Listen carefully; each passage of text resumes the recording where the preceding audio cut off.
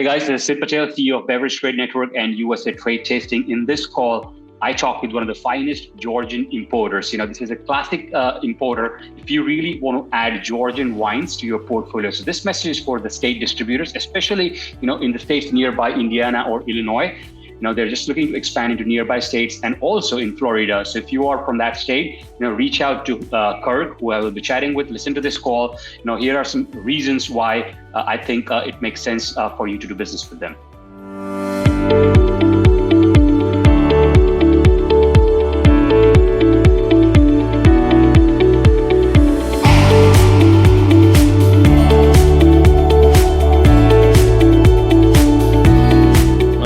Kirk Parsons. I'm the president and owner of Parsons Fine Imports. We are a right now wine import and distribution business based out of Columbus, Indiana. And right now we focus just on wines from the country of Georgia. We figured, hey, it's the birthplace of wine, so let's focus on that. How we got into Georgia was I spent about 6 years when we lived in Europe as one of the lead military exercise planners for the U.S. Marine Corps for the country of Georgia. And I spent about 3 months every year in the country and developed a lot of good friendships with a lot of Georgians. And one friend in particular used to own a wine shop. 15-minute visits to pop in and buy a few bottles of wine turned into 3 and 4 hour visits, drinking wine, socializing, and really getting to see and experience the culture, the Georgian people, and how important the wine is to, the culture and the people. So probably after a couple of bottles of wine and cha-cha one night, we started scheming to one day, start a business together to bring more Georgian wine, try to bring more Georgian wine into the U.S. market. And the stars aligned, and a couple of years ago, we got everything started up. So started small. We started with 6 producers and about 26 wines. And then we just added 2 more producers and about 11 more wines. So we're at 8 producers and 37 wines now. We are predominantly out of Indiana. We have a partner in Chicago, and we are distributing through our Chicago partner. We are distributing to some stores and restaurants and bars there in Chicago, and we are looking to grow into first regionally into Indiana or Kentucky and Ohio, and then Florida and New York, New Jersey, up in that area as well.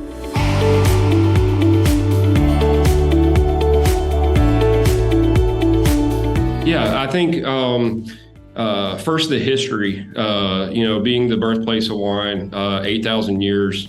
And I would say probably at least half of the wines we bring in and sell are, still use the traditional method, the qvevri, the clay vessels. So the story that goes with that too, a lot of our producers are small family-run producers who focused more on quality than quantity of what they produce. So when we do tastings, when we do wine dinners, that's one of the first things that sort of jump out to people. Or even if they've had a Georgian wine, they've probably had a lot more of the industrial mass-produced wines and not the higher quality ones. So I think the quality of the wines that are being produced, the story and the history, a lot of our producers, even though they might not be able to carry the U.S. organic labeling and certifications, use a lot of natural practices.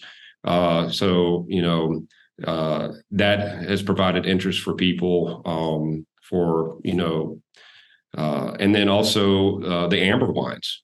Which is something that's very, this is the way Georgians have been doing some of their white wines for a long time. That's picked up, and you see a lot of, just even a few years ago, it was, Instagram and TikTok sort of trends of amber wine. So, and again, that's the way they've been doing their white wines for 8,000 years.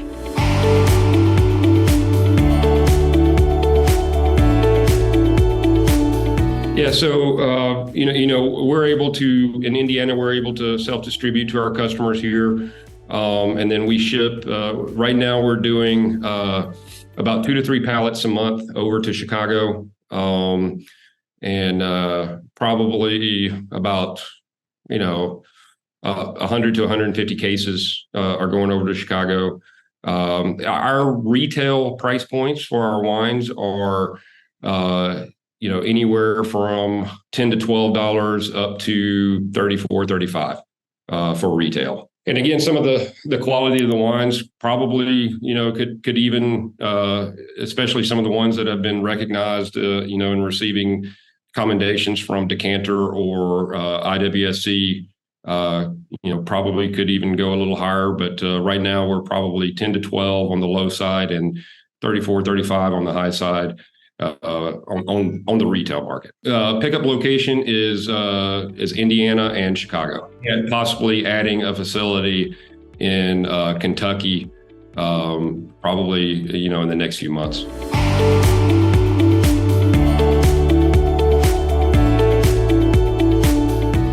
Education has been the biggest thing. Every time we try to do an event, and there's resources out there. Napa Valley Wine Academy has a free Wines of Georgia course that people can take to educate themselves, and we've tried to share that information. There's a Wines of Georgia marketing campaign that has some great information. So we try to share that with the stores, the restaurants, the bars, the SOMs that we're working with to help educate. Because the big in the story and the history and the methods, like utilizing the Qvevri, the amber wines, but again, we constantly get sort of the what does it compare to? Because it is. I mean, you look at some of the grape names, and it's very foreign names. There's not a lot of names that people are used to. So it's there's a lot of education, and then we do try to find some comparisons. A Saperavi, might be similar to a Cab Sauv. So it sort of educates people, and then they try it, and then they're like, "Wow, I did." I'm glad that I did. I think the biggest thing is just education, and that's what we try to do as much as we can. Is get out into the public or have our reps get out into the public to help educate.